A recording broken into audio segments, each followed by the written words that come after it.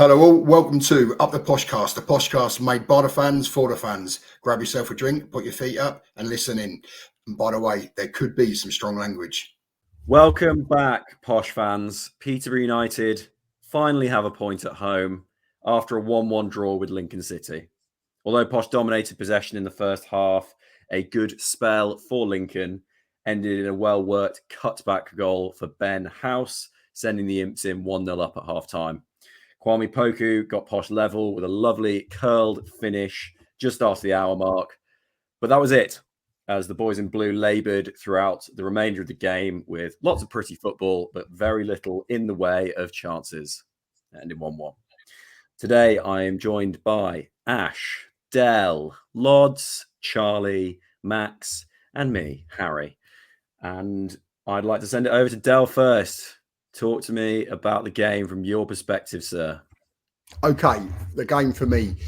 Again, I think we started off really well. It's quite encouraging to see how we was doing, which has been the usual sort of format for the last couple of home games. We did look quite decent until it comes to the end of the end of the pitch, final third or final fourth, fifth, whatever you want to call it. And then we just didn't seem to have anything. We did have the standard go behind. I think we've gone behind in every game this season, have we? Or have I got that wrong?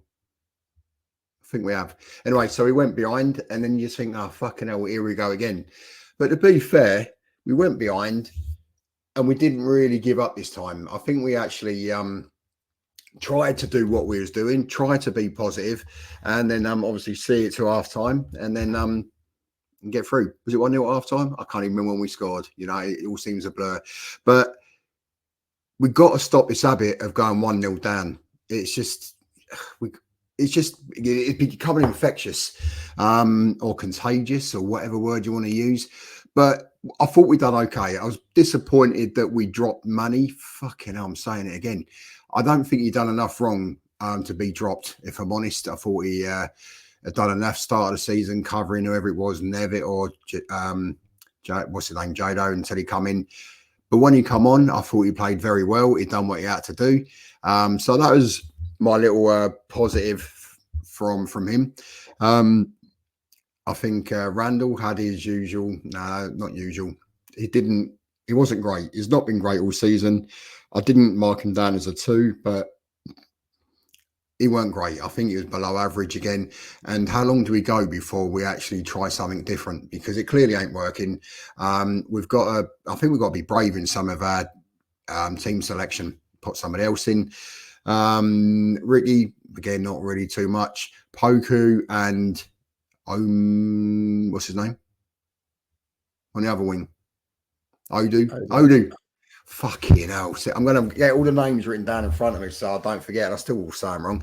I think those both a little bit ineffective, if I'm honest. They weren't great. Disappointing.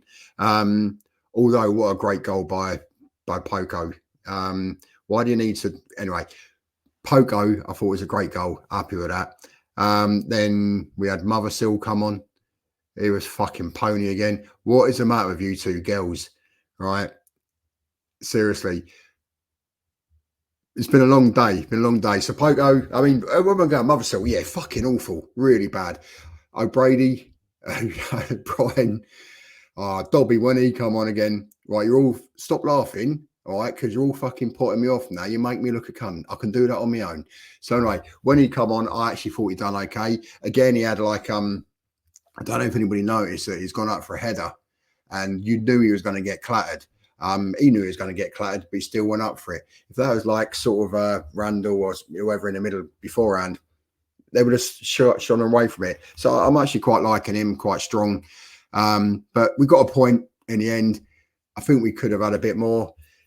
At least we didn't let our Reds go down and lose 2 goals and not be able to put it back. So overall, a draw is a draw. I did say it'd be a draw last week, but I think we deserve potentially to have a win because Lincoln weren't as good as what I thought they were. They was very good with the with their out of play position. They sort of like made it hard for us to go down the wings because I spread out a little bit. But overall, it is what it is. We've got a point.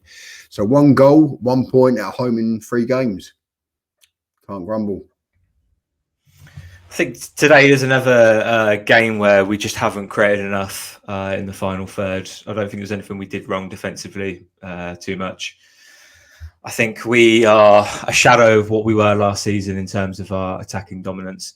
And today it was a story about the two wingers. I think we're all in agreement that they were both pretty ineffective. So Poku's first half I thought was pretty poor. I think he did okay in the second half. Obviously his goal was good. We have to congratulate him for that. Odo, I don't really remember him doing anything at all. I think he cut inside at one point and won a free kick. I think that's the only thing I remember him doing. And if I'm being completely honest, it wasn't even a free kick. It was a good tackle. Mothersill as a sub on the left wing was atrocious. How long does Fergie persist with this if teams work out how to defend against us on the wings and the wing backs aren't making those overlapping runs to help them out? He mentioned about changing formation in his post-match interview. I don't know if that's going to come quite soon because it's 3 home games we've had now and it's not clicked in any of them. Yeah, completely echo what you said. I think a lot of the game we were too slow and we weren't as quick and as lethal as we have been. And to be quite frank, I'm going to be quite negative. I'm already sick to the back teeth of it. And it's only been 3 home games. We don't seem to do anything. We like to pass it side to side, side to side, side to side, play it to a winger, pass it back, play it to a winger, pass it back. Then you get a fullback overlapping. They get the ball, it goes back. There doesn't seem to be any patterns of play. There doesn't seem to be any aggressive running. There doesn't seem to be, players aren't busting a gut to get into positions, which, again, I really don't like. I'd much rather a player, ran for 90 minutes, ran the absolute socks off and had to come off during at some point in that period, that a player is almost lazy and passes the ball side to side. We don't get anywhere. I just think it's poor, and I don't know where we go to get our form back. What we need desperately is a win at home, a real dominant win at home. That's what we need desperately. I think if we look back to last season, after the Mansfield Carabao Cup game, it was awful. Darren Ferguson really went at it in the post match interviews and slated his players, slated the management, slated his system, and then we came out and we looked like a proper outlet, proper side. Something like that might need to happen again to set a rocket, up the arses of the players at some points. But I just think we're too clumsy. I think we're too slow. And ultimately, we've been figured out by the league. It's how we adapt now. And the quicker we adapt, the quicker we get a wriggle on and finding a new system, or at least altering the system so we're not so predictable, I think is the better. Yeah, there were times today where Fergie looked like he was just trying to shout us to victory. He was screaming at every player every time they touched the ball practically in the second half, just to try and will it towards the goal. And obviously, Poku's come up with a moment of magic in what was otherwise a pretty turgid game from him, from Odo. We already covered it a little bit, but yeah, tactically, Lincoln's 2 wing backs sitting so wide out of possession just meant that the moment the ball was received by the wingers, which is often how we break through from the middle to the final third of the pitch, just couldn't work today. Just never got off the ground, and I can't help but be reminded of the second McCann era with lots and lots of lovely passing waffle football with almost no end product, and it was just frustrating to see us get 70% possession but have fewer shots than Lincoln did. I mean, only by 1, but even so, there's got to be more of a plan B. And echoing what people have said, whether that ends up being a formation change or just a little bit of a system retooling within this formation, it needs to happen. I wanted to highlight quickly a player we haven't mentioned yet. I thought Curtis was once again very good. I gave him an 8 out of 10, which I think was the highest anyone gave today out of the hosts. But he was an absolute locked down, shut down at right back when they came down the left-hand side, and did what he could to try and progress the ball on his side of the pitch, although Poku never blew him past to him. But look, he did everything that you'd hope of him to do today, and that was great to see, at least. Yeah, I think I'll jump in on the fullbacks. On the other flank, Jack Sparks again I thought was poor today in attack. Anyway, defensively he was okay, but on the flank he was poor, and he kept passing backwards, which I really don't like. And he was the biggest culprit of passing back today. He has really struggled to fit into the system. I sound like a broken record saying it, but he passes back, and when he passes back, we don't get anywhere. And in the end, we are hoping and praying on a moment from Poku, and that's what it ended up today. When we're passing from side to side, we gave it to Poku, and we were hoping of a moment of magic because our right flank isn't cooperating. We're just passing it backwards. So I think Jack Sparks definitely needs to work on his forward ability. His defensive ability, though, I was quite impressed with. So.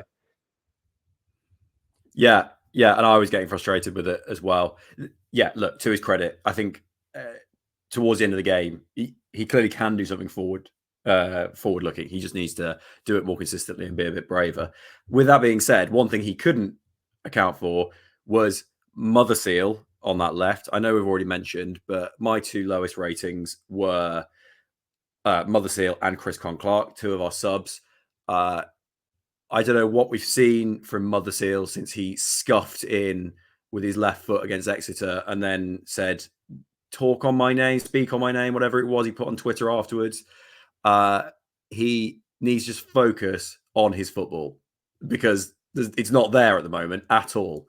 And were it not for, as I say, him hitting the ball into the ground against Exeter and it rolling past the keeper, he'd be on 0 goals for the season. And Chris Clark just coming on, bitching and moaning at every single player around him without actually doing anything himself whatsoever, getting in the way for what was a decent run at the end there from Bradley, and then managing to knock it into Bradley, who was offside by virtue of the fact that Chris Clark had got in the way. Whinging at Bradley for him not cutting it back when he wasn't even that free. It was perfectly reasonable to shoot in that situation.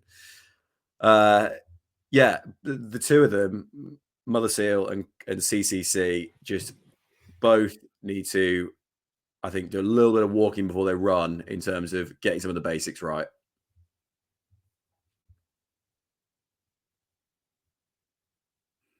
I think we're meant to go to Charlie, but he's on. Sorry, mute. I lost my curve fully. I was just gonna say, I do agree that it's been a bit flat and that we don't have a lot of attacking output.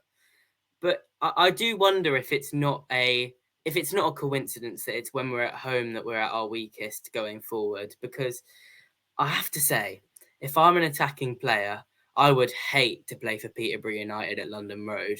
It seems atrocious. I mean, the family stand, every time you misplace a pass, every time you try something a little bit ambitious and it goes wrong, every single time. Groaning, moaning, getting on your back. There's no support there. There's no support system there. And I know I might get absolutely hammered for this opinion, but it's so miserable. I mean, we've played 5 games of the season and it already feels negative. I would just absolutely hate to play as a forward player. I mean, our support on the road is great. At Shrewsbury, it was great. At Exeter, it was great. Getting behind the players. But at home, I don't wonder if you need a little bit of that going forward. A little bit more support from the fans, especially for players like Randall, who just absolutely torrid time. I don't know. Maybe that's the reason. Charlie, I've got to interrupt, mate. I've got to interrupt. During the game, there was hardly any criticism of the players. You know, maybe if you'd gone today, you may have seen. But anyway, so sorry, I forgot we was going to build up the GH stand. I was going to fill the GH stand, but we could do that later.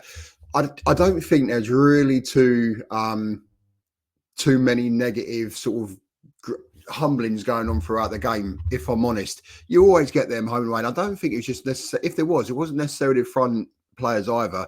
It was generally those players that was doing the fucking shit passing or just being too negative. But overall, I don't think it's not been hostile. You know, I've been to games in the past, and I'm sure we all have, and yet we see other teams when they come down and whatever, and there's some hostile towards the players. We've not really had that at Peterborough this season. I mean, I don't think hostile is the word I'd use, but you can't deny that there were some, if slightly dull boos at the halftime whistle in the stadium, that did exist, that did happen, that's undeniable. And whether they were quieter than usual or not, the players would definitely have heard them. You just hear the groans. You asked for, there was, Dale. You asked for, and if we want our attacking players to play creative freedom, to be exhilarating, to be exciting to watch, to be unpicking defenses with moments of brilliance, they need to be allowed to try stuff sometimes and get it wrong. They need to be allowed to show a bit of ambition going forward. But I think there is a chance that some of these young players, and this is purely speculation, but there is a chance that some of these young players are scared to do that because they know if they misplace a pass, if they turn around and try something, if they shoot and it goes wide, they're going to be met with just the groaning, the moaning from the fans, and they're going to get it on social media after the game as well. I worry that we're starting, and I'm not saying we're there yet, but I'm worried that we're starting to slip back into the negativity when actually last season it was the sort of positivity and the excitement around the club that really drove the players forward. And I just don't want us to slip back into those old ways. You know, Harry mentioned McCann era 2.0, and you just don't want those were bad vibes, and we don't want any more of those this season. I can't understand. Is the point that you're making to me sounds like you're adamant that the groaning and the moaning and the booing is a reason for the attackers to be. But then you're saying that we're starting to revert that way. The point itself seems skewed to me. I don't know how you can say that the fans are to blame, because at least that's what it sounded like. Is you're saying that the fans are to blame, and if that's so, then look. I can't understand that when we've set the GH when we set the GH up for fans. When today, from minute one, the fans were really good in the GH actually, and there was times where we were flat, especially after the Lincoln goal. But we really did get behind the team, especially when they were attacking towards the goal. We heard the terrace a lot today in the GH, so the terrace seemed to be quite loud in support. Apart from the halftime boos, which were very few and far between, it didn't ring out with a boo. It was few and far between. And you know, considering last game we had one shot on target at home, you know, maybe some fans felt that boos were justified and they pay their money. So I think, you know, that's justified if they want to give that boo. But I didn't think there was any moaning and groaning today. And there was moaning and groaning against Wrexham, but not to the extent that you're saying that there's a point of blame on the fan base. I never said that it was in a complete area of hostility. That was a word that only Dell used. But I would say is that I don't believe that we are giving the players the platform to be as creative as they could be, because whether you agree or not, there are, from my experience at games, you know, having been in the family stand for having a season ticket there for years, having been in the main stand for years, and now spending most of my time in the GH, I would say that actually there is a lot of negativity involved, and there is a lot when it starts to go badly. And I don't see it at away games. Maybe, you know, Del, you do see it, but where I am at away games, I rarely see it. But at home games, it just does feel like the atmosphere isn't as supportive and isn't as accepting of players taking risks and sometimes it not coming off as they are on the road, and that's all. No, okay, I get what you're saying there. From a home point of view, we have a different mixture of fans. Okay, you have a few that like grumble, you have a few that don't. But the atmosphere today, going back to what Max said, GH stand, even though like it was like a quarter full, because you know we want to make it a home menu, we want to have it all like full all the time. So we had a quarter of people in there. They were actually very good. And also we had London Road End was actually quite good to start off with, which was made a change at both ends were actually going. Even I had a message with Ash during the game and you couldn't actually hear it, which is bizarre, but it was actually quite loud. what I meant by the away support that we have is phenomenal. You know, we get behind the team. It's really, really good. But quite a lot of the, you know, I will back up a little bit there, Charlie. A lot of the fans that we have at home only see bits and pieces, little bits and pieces. And you have different types. The ones that slag us off left, right, and centre. We could be winning 10-0 and they'll still moan. Even I sort of want to moan at these fans or whatever they are. But overall, I don't think we're anywhere near what we have been, as in criticising our team yet. I just don't think we're anywhere near as bad as what you've made it out to be, Charlie, if I'm honest. And if anybody is watching, I know you may have saw me on Saturday wearing this top, but we are actually recording this on Saturday, and I've not wore it again on the Monday. Okay, but there we go. So anyway, Charlie, let's end it on a positive. I do somewhat agree with Charlie, but I think it's player specific. So there's times where Chris Clark or Poku might lose the ball, and I don't think the crowd give a negative reaction. And there's times where Joel Randall loses the ball, and I think everyone goes absolutely up in arms. And I think it is certain agendas within the fan base that Charlie's probably referring to there. We used to get it a lot with Ricky. Every time Ricky missed a chance, everyone would be moaning and groaning, whether he created that chance himself or not. People just, if he misses, he gets abuse. And I actually think it's starting to turn now. I think Mothersill was the fan favourite a few weeks ago, but now it seems to have turned where Mothersill's now getting all the groans and the moans. But I do think that there's times where Poku should have had it today and he didn't get it. And I think it is purely just fan agendas. So do you know what? I think that, sort of taken away from the fans, I think that maybe that was a little bit harsh. But if we go back to the football, I think it just all feels a little bit laboured at the moment. We look stuck for ideas. Obviously, we spent 10 days on the training ground after Gillingham. Obviously, the lads have had a little bit of time off as well. Like, it just feels like we have a plan, and then plan B is sort of just like an adaptation of that plan, but it's not really a plan B. It's sort of just to follow the same thing. And we've made those 4 subs. Fergie said that it was for the crowd, but I don't really think that got the crowd up that much. I think that we've got players that are probably trying a little bit too hard, which is then naturally causing them to make mistakes and to sort of not do the basics right and all of that sort of stuff. And to be frank, I don't want to say that I'm bored, but it's getting boring coming on here after a home game and just sort of like slagging everybody off. Like, I don't want to do it. It's not fun for me. It's not fun for the rest of us. But at the moment, I'm not seeing anything that would suggest that we're going to turn it round. Now, I'm hoping that in the next 7 days, like Del says, we're recording on Saturday, Fergie gets them onto the training ground and he pulls off an absolute masterclass, and then we go out there and we absolutely spank Bristol Rovers. But we know how they're going to come and set up. They're going to sit with a 5, aren't they? And then we're going to find it difficult because Poku's going to have 2 on him all game. Odo's going to have 2 on him. Sparks is not the attacking left back that we were told that he was. Curtis and Poku are still working on the relationship, which I'm fine and I'm happy with.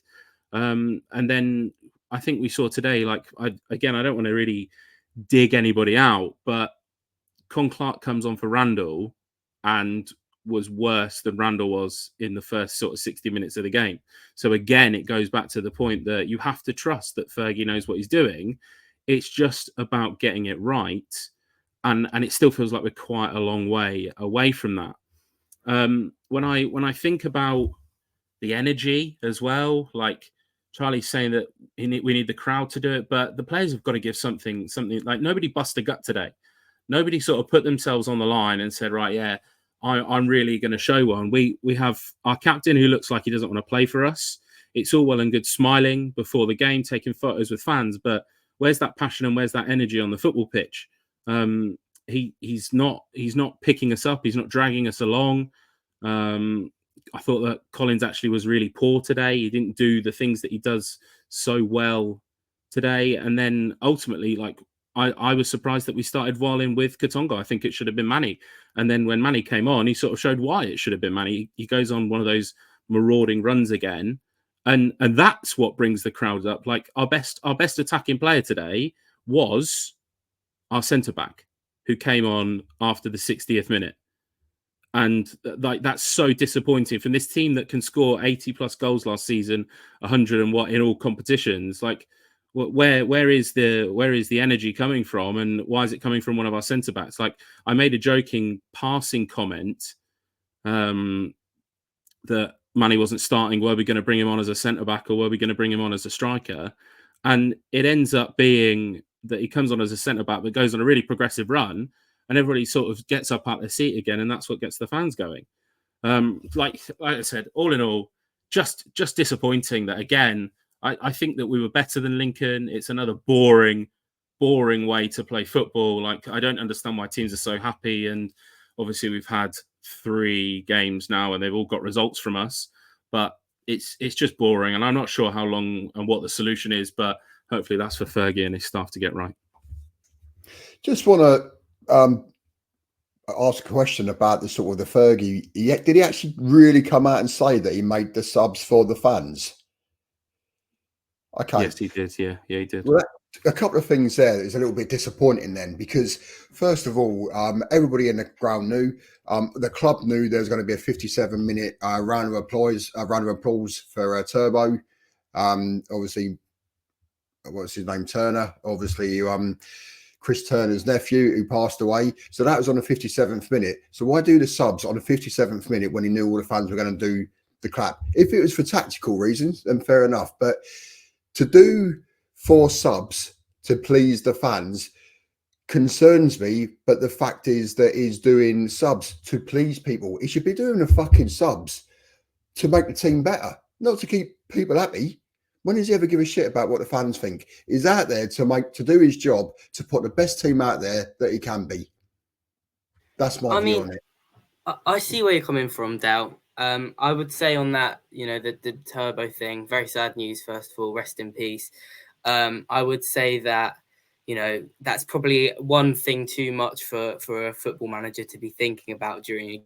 So I don't know. And also, as a manager, you don't have necessarily the control of the minute of the subs. Those subs took like 2 minutes because Lincoln made 3, we made 4. So maybe not on that. I do think, though, on the general point of making subs to please the fans, if anything, that sort of angers me after the game. I didn't think when I saw Manny limbering up on the sideline and I saw, Ricky Doe being pulled off, it didn't excite me. It made me think, oh God, Fergie's going for his losing subs again, which, usually don't go very well. Are we going to go to a back 3? What's going to happen? Is it just going to be carnage again like it was against Wrexham and Huddersfield?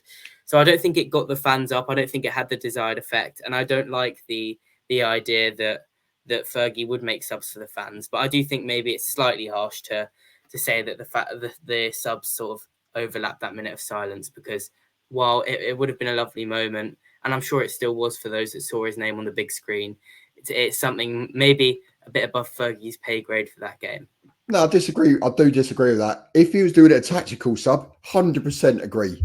But the fact that he said he only made the subs to keep the fans happy sort of contras that. But anyway, you don't make subs to keep the fans happy. You make subs to improve the fucking team, not to keep the fans happy. That's my take on it. I worry that we might have misinterpreted what Fergie actually said here, because I think what he meant was he was going to make a sub or 2 subs, but he changed it to 4 subs to change the atmosphere in the crowd. It wasn't to make the fans happy. He felt like the atmosphere was going a bit flat, which it was. We've already spoken about that. And he thought having four lots of fresh legs come on at the same time might completely change that atmosphere. I think he was going to be bringing on Bradley regardless. I actually said it a minute beforehand. Bradley has to come on for Jones now. We put 2 crosses into the box just before that. Jones's attempt of a header. I think Randall was the first one and Jones was the second one, and they were both nowhere near the ball. We needed a striker of height in there, and Bradley did come on.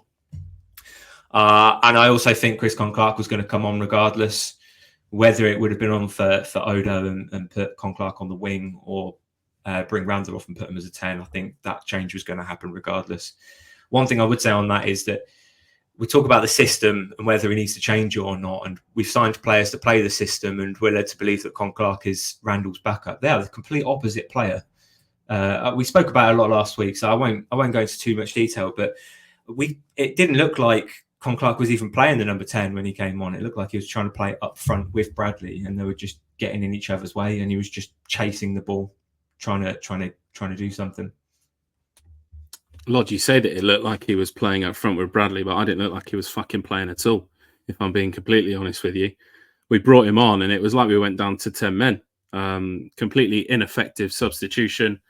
Really disappointing. Like, it's all well and good the club making these like video tributes of people playing in non-league, but unfortunately he's not made that step up yet. And don't get me wrong, I understand it's going to be tough all the way from Altrincham down in non-league North, whichever one it is, up to League One. Like, I completely understand that it's going to be tough, but it just doesn't seem like the effort's there from him at the moment. And the sort of throwing the dummy out the pram when people aren't making passes to him when he's actually nowhere near and getting in people's way is just tactically a little bit of a disaster. So I'm annoyed that we have people still going after Randall when it's very clear that Randall is a significantly better player than Chris Clark is at the moment.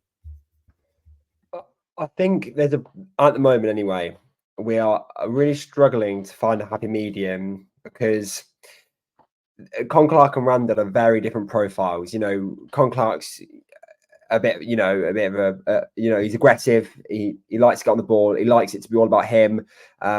He likes to be the person to make the change. Have we seen that part of him yet? Probably not. And then you've got Randall, who's clearly a system player in Fergie's system. And you get very good quick counters, you get very good close control, you get very good ball play, but you lose out on the defensive solidity, I think, if you play Randall. And I think obviously that's the point that Dell especially has made over the last few weeks, is you lose that defensive solidity with Randall because he's not as overbearing, as willing to get stuck in, as aggressive as Clark is.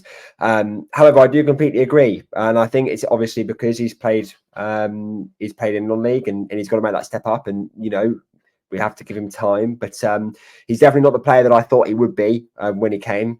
He clearly isn't ready to make that step up just yet. I don't think. I think it's going to take him a few games to get settled. But he was rubbish today. He was, and I don't like his attitude. I really don't. I'm not a big fan of it. We have seen it before as well. With Clark today wasn't the only showing of the attitude when things aren't going his way. And when you're trying to chase a win, especially after we equalised after the substitutions we made, so the substitutions were clearly effective to a degree. When you're chasing a win, the last thing you want is a player to be stropping around and not playing for the team. Whereas I don't think we would have got that with Randall. I think Randall would have given 100%. We might have been left more open, but I think Randall would have given 100% to the 90th minute. So, to the 103rd minute when the final whistle was blown. So, a lot to work on with Clark, especially with his attitude, but positives as well. All right, I think that's us there on Lincoln City. Peterborough United next play Bristol Rovers at next Saturday, the 21st of September. Bristol Rovers have started, by their standards, okay. They sit 14th in League One after 2 wins, a draw, and 3 losses, although it does include their last 2 games. They have lost a 4-0 spanking by Wigan at home today. Probably not the best prep for playing Peterborough United away, who I'd like to think we are a better team we're a better team than Bristol Rovers, I should say, not better than Wigan necessarily. Anyway, Charlie, if you want to go ahead, tell us what you think of the game and your thoughts. I think in terms of our home games this season, it is quite a lot easier than the 3 we've had so far. Wrexham and Huddersfield are teams that are looking like they're going to be up there. Lincoln are a team that will probably be in and around the top sort of 10. Bristol Rovers are not looking like they're going to be like that. They've only got 2 wins so far this season, and they've only beat Cambridge and Cobblers at home, so you can hardly even call them wins. And it took late goals and just general messing about for that to happen. Obviously, in their 4-0 loss today to Wigan, they lost one of their sort of I view as key players. Their centre half got sent off, so he won't be able to play next week, which is another big sort of loss for them. So they're going to have to, use a replacement defender. I just think we should have too much for them. We should have too much for them. We should be a better team than Bristol Rovers comfortably. It'll be a good marker of where we're at. A 1-1 draw with Lincoln may not end up being the worst result in the world in a few months' time when we look back on it. But I think, if we start to not be able to beat teams like Bristol Rovers at home, that's when there is a slight cause for concern. They're not a good team. They're not well coached. They are not well supplied in terms of players. They've spent a lot of money on players that don't really go together. We should be tearing them apart, really. And I know I'm doing another Wrexham where I'm saying we're going to beat them and then we'll probably lose, but we should be comfortably putting away Bristol Rovers. I think, if I'm not mistaken, Bristol Rovers, a bit like Lincoln, play 3 at the back. And we were talking earlier about whether we need a plan B. Ash, would this be a game that you go for 3 at the back? Resolve the problem of having to decide between Manny, Katongo and Wallen and just play all 3 of them? The answer is probably no, I think, at the moment. I think that actually the 4 is fine. Like, defensively, I thought that we were solid against Lincoln. Obviously, we've conceded when they had a sort of 2-3 minute spell, but I didn't really think that they challenged a great deal after that and sort of tested us. A couple of bog standard saves from Steer, but I don't think that the 4 at the back is the issue. I think that it's what's happening further up the pitch that is the problem. But again, I sort of don't really know what the solution is. Like, we spoke about Ricky going out onto the left, obviously Poku coming into the middle. Obviously Hayes has missed out today. It would be nice to see 2 up top, but then that sort of doesn't work. And then we've then got players that sort of obviously in Motherseal and Ricky that aren't natural finishers. We've not seen a massive amount of Bradley and in sort of like, is he a good finisher? Is he not? Obviously, he's not got bags full of goals, but he's impressed everybody when he's been on the pitch so far. Like Charlie says, I think that we should have too much for Bristol Rovers, but at the same time, it's another one of those ones where I sort of said it as we went into Shrewsbury, where it sort of felt like another must-win. And is that other players ready to sort of handle that pressure? I'm not too sure right now. Okay, obviously I'm an old fart and I'm quite a traditionalist. I would go 4-4-2 in the words of is it Harry Bassett? Is that his name? The old manager? Or was it Ron Bassett? I can't remember. But anyway, so I'd go 4-4-2. Then what Mike Bassett calls it is, and then what we've done there is we've got rid of this who plays in the 10 role, who plays in the Randall Cloncark. Neither of the fuckers do. 4 at the back, Cipriano and Collins in the middle. Whoever goes out on the right, I don't know, Poco, Ado, and up front we could have the new guy, Bradley. I like him. And either Malik or Ricky. I don't really give a shit which one of them two, but I think Bradley should be one of them. Let's just do 4-4-2. It ain't difficult. It's so fucking simple. Football is a simple game, and I've said it before. Too many coaches, too many managers, whatever they are, try to overcomplicate it by playing the Christmas tree, by playing this, playing that. Let's have 3 at the back. Let's have 5 at the back. Let's have 2 in the middle. Let's go 4-1-2-1, whatever it is. Bollocks to it all. 4-4-2. Call me old. Call me boring. Don't care. If I was running a team, that is how I'd set up. People won't expect it anymore. 4-4-2. Anyway, that's what I would do. Dale, you're definitely old. I've not heard the Christmas tree formation be used in conversation for absolutely years. I am actually getting a bit fed up with people suggesting we change system and change formation because we're only, 5 or 6 games in. We spent the majority of last season dominating League One playing this system. We've spent the summer recruiting for this system, not just in the first team, but in the youth teams as well. We've planned for this season playing this system, and people are suggesting that we give it up after 5 games just because something's not clicking. Like, half of the team have never played with each other before. As frustrating as today was, and I was really frustrated coming out of it, we do still have to give it a chance. We can't just play random formations. If they're working on something in training, then yeah, fair enough. But we've recruited for this formation. We have to let these players gel in this formation before we try something on. I think it's probably worth noting as well that we have done well in games away from home against teams equivalent ability to Bristol Rovers, against Shrewsbury and Exeter, right? Weren't perfect against Exeter, but we did enough to get over the line. Played the system both times, right? But it's all well and good saying we were good against Exeter and good against Shrewsbury away from home, but we're not away from home next Saturday. They're going to be happy to come and sit on the edge of their box, defend for their lives, hopefully nick a goal after 30 minutes, which is the same story that we've seen all season so far at London Road. I know that Lods is saying that we shouldn't be changing the system, but we need another option. Like, teams have worked us out. They know what we're going to do. It's going to be pass. Hopefully Poku or Otto gets past somebody, put the ball into the box, and then we pick up a scrappy goal. It was Port Vale, wasn't it, last season, where we changed our system. Maybe that was because obviously Clark Harris, the transfer hadn't gone through, and we were looking forward to getting rid of him. But it's not about a complete change. It's about having an alternative. And like I said when we were discussing the Lincoln game, it doesn't feel like we've got an alternative at the moment, which is a shame, because it's not the Peterborough United that I know. It's not the Peterborough United that we all know. We're struggling for goals. We're still conceding goals, and it's just disappointing altogether, if you ask me. I do agree that we need a plan B. Like I mentioned on a previous episode, we had Jono last season. I did think bringing him on in the last sort of 20 minutes of games we were struggling in was effective. But there's been so many times, and today's another good example. There was times where Lincoln were high up the pitch and we could have just played a long ball over to Ricky. And the players aren't smart enough to make that decision themselves. They think that they have to play the ball short all the time and it's a slower build-up. And I know that Fergie doesn't want to play that way. Fergie doesn't want us to be a possession team. Fergie wants us to be a quick transition team, which is different.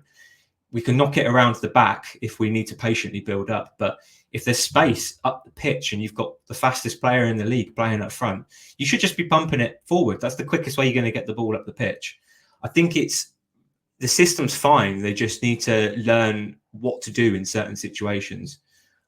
Whether they pass it around, like Harry said earlier, Jack Sparks turning around and passing to Katongo is all well and good because it's a safe option.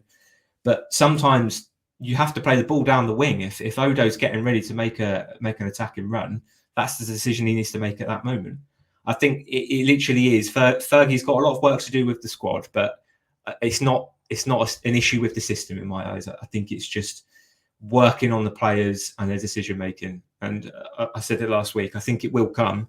Just we as a fan base will get more and more impatient as the weeks go on if we have results like today.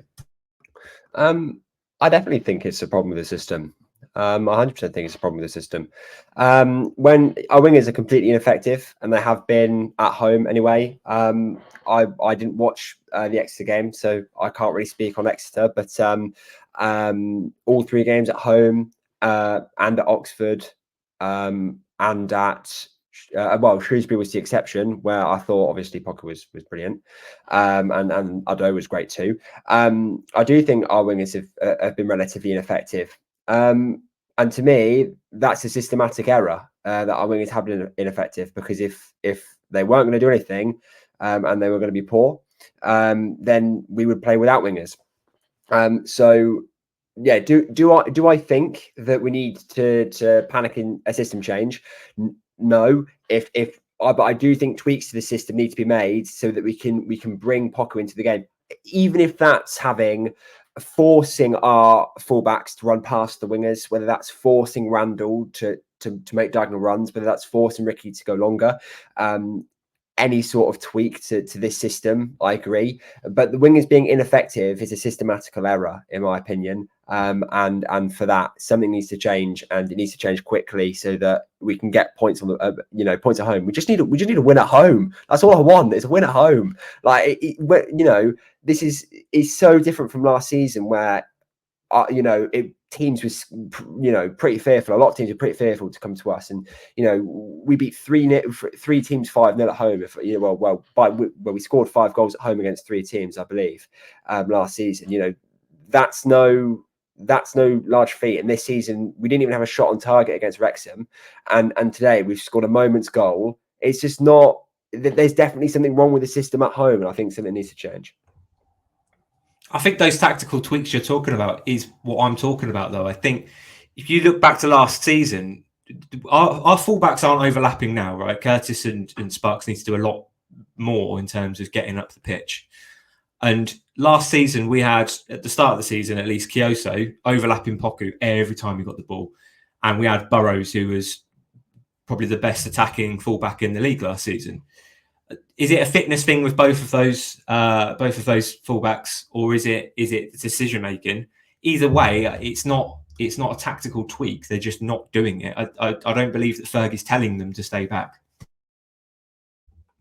Yeah, I think that's really harsh on Curtis, actually. Like, the bloke's been busting a gut since he came in to sort of be an option for Poku. So I think that's maybe harsh. And then obviously, as our chat box reliably informs me, Burrow was an underlapper, not an overlapper.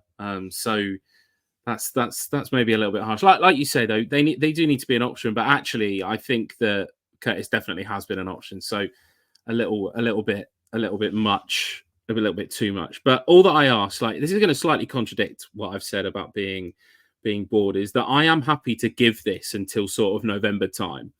But after that, it's going to become very repetitive if we aren't sort of spanking teams. And Bristol Rovers should be that team that we go out there and we go and pump by 3 or 4 goals and we get everybody off their feet. And actually, it's at the point now where I'm not bothered if we win by 3 or 4 goals. Just give me a fucking 5-4 or a 6-5 or something, like a big scoreline that gets everybody entertained. Like, I don't know what the solution is, but let's just hope that we go out next weekend and get the result. Yeah, I think that's a good point to sort of move on, Ash, because as much as it's not been great so far, and the 2 home performances, the losses have been disappointing, and today wasn't much better. We are, if we beat Bristol Rovers, ahead of where we were last season after 6 games. We won our first 3 last season, and then we lost our next 3. This season, we've won 2, drew 1, lost 2. So we would be on 10 points if we beat Bristol Rovers, which is an improvement on last season. So I don't know if it's quite time to hit the panic stations. We all know what happened at the end of the run last season. The beginning run then led into an absolutely amazing winter and Christmas, and then we sort of kicked on from there and had a really special year. So what I would say is I don't think there's any point in panicking. I don't think there's any point in sort of getting too bogged down by the fact that the team isn't quite gelling as if it's been playing together for years yet, because the simple fact is it's not. And we will soon be seeing a much better Peterborough United, a much more excited Peterborough United, I'm sure. And I am very excited for Saturday because I think it really could serve as a springboard for what could be a really, really special season. Right. It is time for predictions. Also, I wasn't on the last episode, but I predicted it would be a draw against Lincoln City. I said 2-2. I was right about the result, if not this scoreline. But anyway, Ash, give us your prediction for the score for Bristol Rovers, please. It's time. It's the first 5-0 of the season. We're going to romp to victory. Right, seriously, genuinely, I had 5-0. Mate, I was going to go out fucking 5-0 and then you beat me to it. All right. So, do you know what? You could have your 5-0 and I'll fucking raise you 6-0. Why not? We're going 6. We're going big. Serious. I'm fucking believable. 5-0 I was going. Right, I'm having 6-0. You're not going to believe this. I had 6-0, so I'm going to raise you and I'm going to go for 7-0. Fuck. What are the chances? Lads, okay, none of you are going to believe this. I'm going 2-1 Posh. That's my prediction. I don't think it's going to be as crazy high scoring as you guys have said, but I do think we'll get our home campaign underway with a win. I don't know if it'll be the most exciting thing ever, but listen, it'll be nice to score some goals, to pick up 3 points, to get that little full-time scenes video from Ewan when he's back from holidays. And yeah, it will be great. 2-1 Posh. If it is 7-0, I will knee slide off the GH display stand. I can't see it being that high scoring. I do think it's going to be dominant though. Well, I hope. Well, my brain will implode. I'm going to go 3-0 Peterborough.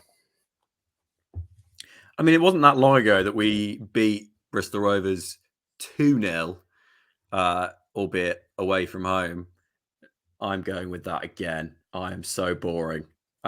The podcast. You are so boring. I thought you were going to. You might as well predict a draw. Just provide some balance like you have done previously. Why don't you just say lose 3-1 or something? Okay, fine. Bristol Rovers to win 3-1. Locked in. Final answer. There you go. Enjoy that. What a way to end the episode. Thank you all for listening. We will catch you on the next one after Peterborough United have been beaten 3-1 by Bristol Rovers at home. I'm sure we'll be in full meltdown mode after that. But yeah, give us your predictions on Twitter or on or on YouTube, however you're listening to us. Thank you for your continued support listening to us. Our numbers are strong. We appreciate the fact that there's literally hundreds of you listening every single week. And yeah, on that note, up the posh. Up the posh. Up the posh.